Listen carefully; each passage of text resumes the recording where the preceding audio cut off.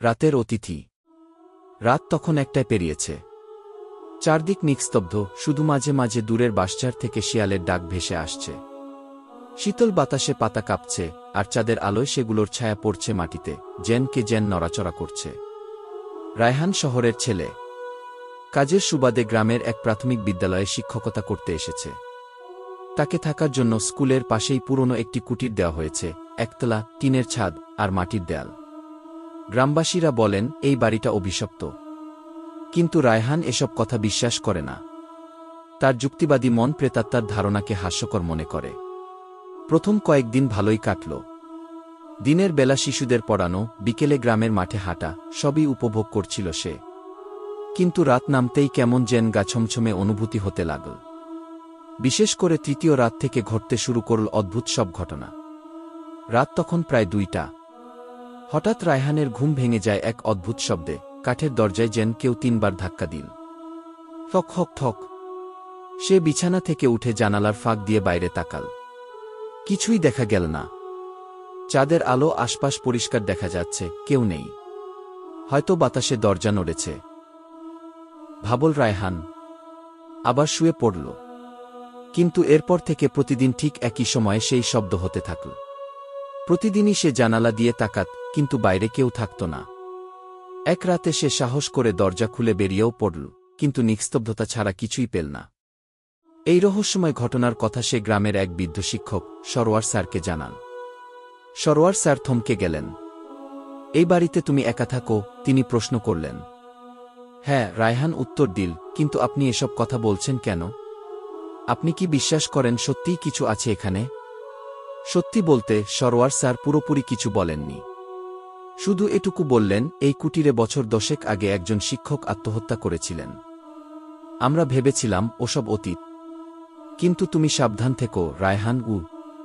এবার রায়হান একটু কাঁপা কাঁপা গলায় বলল, কিন্তু কেন আত্মহত্যা করলেন উনি? সরোয়ার স্যার ধীরে ধীরে বললেন, শোনা যায় প্রতি রাতেই কেউ এসে দরজায় কড়া নাড়ত। প্রথমে তিনি পাত্তা দেননি।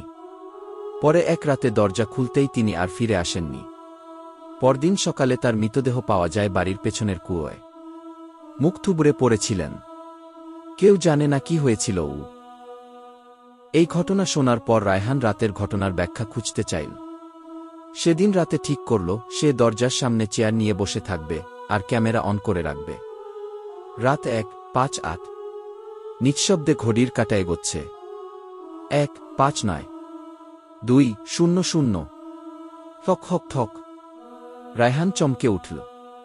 সামনে কেউ নেই, কিন্তু শব্দ হলো পরিষ্কার। তার গলা শুকিয়ে আসছিল, হাত কাঁপছিল। কিন্তু হঠাৎ সে দেখতে পেল, দরজার নিচ দিয়ে একজোড়া পা দেখা যাচ্ছে, কালো, মাটিতে ঝুলছে। যেন ভাসমান কেউ দাঁড়িয়ে আছে। সে চিৎকার করে উঠতে চাইল, কিন্তু গলা দিয়ে আওয়াজ বেরোচ্ছে না। পা যেন জমে গেছে। সেই পা ধীরে ধীরে দরজা গলে ঘরে ঢুকল, কিন্তু মাথা দেখা গেল না, যেন ছায়া। রায়হান অজ্ঞান হয়ে পড়ে গেল। পরদিন সকালে গ্রামের কিছু মানুষ তাকে অচেতন অবস্থায় মেঝেতে পড়ে থাকতে দেখে তাকে ডাক্তারের কাছে নিয়ে যায়। জ্ঞান ফেরার পর সে কিছুই মনে করতে পারল না, শুধু স্মৃতি রয়ে গেল সেই ছায়ামূর্তির পায়ের। তবে গল্প এখানেই শেষ নয়। রায়হান শহরে ফিরে যাওয়ার সিদ্ধান্ত নেয়। যাবার আগে কৌতূহলবশত সে স্কুলের পুরনো নথি ঘেঁটে সেই আত্মঘাতী শিক্ষকের ডায়েরি খুঁজে পায়। সেখানে লেখা ছিল, প্রতিদিন রাত 2টায় সে আসে। আমি দরজা খুলিনি। কিন্তু সে আর অপেক্ষা করতে চায় না। কাল রাতে দরজার ফাঁক দিয়ে তার পা দেখেছি। কাল তাকে দেখে ফেলেছি। সে বলেছে, যে দেখে ফেলে সে বাঁচে না। আমি জানি আমি আর বাঁচব না। এই ডায়েরি আমার শেষ চিহ্ন। রায়হান ডায়েরিটা বন্ধ করল। কাপা হাতে সেটা ব্যাগে ভরে নিল। সে আর কোনোদিনও সেই গ্রামে ফিরে যায়নি। কিন্তু তার চলে যাওয়ার পর আরেকজন শিক্ষক সেই কুটিরে থাকতে আসে। ঠিক তার প্রথম রাতেই। ঠক ঠক ঠক।